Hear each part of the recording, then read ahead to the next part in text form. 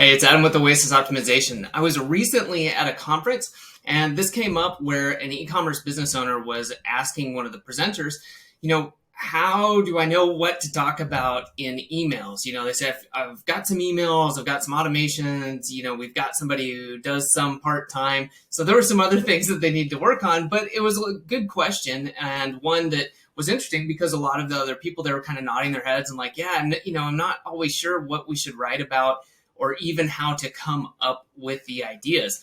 And so I think that this being a common problem in a lot of areas, not just for e-commerce business owners, if you have a service, if you have courses, whatever, sometimes it can be difficult because you get so focused, right? You can't see the forest for the trees.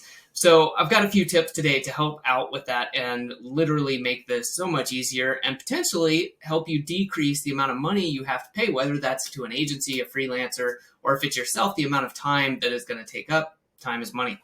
Okay, so first of all, just make it easier on yourself. Whoever is doing this, again, these can apply to yourself, but this can also apply to whoever's doing it for you. Make sure they do these things. Don't start with a blank page. Do they have a swipe file? And all that is just a file where you can dump ideas. It could be Google Drive. It could be a literal physical folder. It could be anything like that. But if you see something you like or they like, put it in there.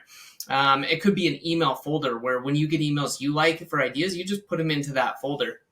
And then you have that and open that up before you get started. And that just kind of primes a pump. It gets you started so you're not just looking at that dreaded blank page with the blinking cursor, right? So you get some ideas and get some creativity going.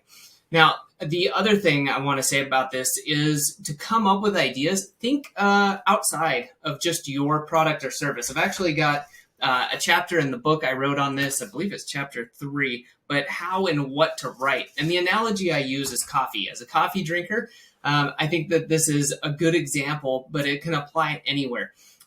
Let's say you're a custom coffee roaster and you sell coffee beans and coffee mugs.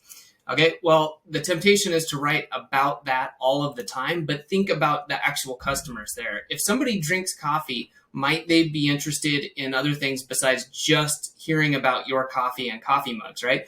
Maybe they want to know how best to treat the water. Do they need to use anything? What temperature does it need to be at, right? There's a lot of how-to stuff behind all of these that you can do, but also maybe they're interested in tea and other hot drinks, or maybe gift sets, or if they enjoy coffee, maybe there are subsets of them that go outdoors. Maybe they're interested in more outdoor stuff. All this stuff you can find out by emailing and getting feedback, but just start to kind of think a little larger and go beyond just your product and service, right? So with the coffee analogy, branching out into teas, into other maybe equipment, if they're into higher end kitchen stuff, what else would they be interested, right? Just a huge world of things you can talk about.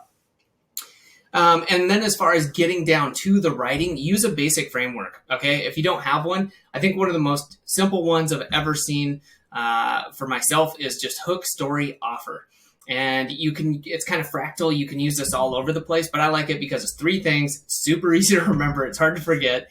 And you can think about this as a hook, and that should be your subject line, right? You want to get people interested, but then you've got to deliver on that subject line. Don't hook people and then, not deliver. So something interesting in the subject line, but then in the email itself, that beginning of that email needs to have another hook, right? You need to keep people interested. And maybe it's a graphic, maybe it's something funny, maybe it's an interesting first line of the email. But then you've got some form of a story, whether again, for e-commerce, this may have a lot of graphics involved in it. Maybe it's, something very simple like, hey, there's a sale. That's great. That's a story. And then what's the offer? Click here, get your discount, read more, find out more, anything like that. Just remember that those 3 elements really need to be present. You have something that hooks them, that grabs their interest, right? There's some form of a story, and this doesn't have to be super complicated, but there's something going on. And there's an offer made, right? To click here to find out more, to do something to get them to take action.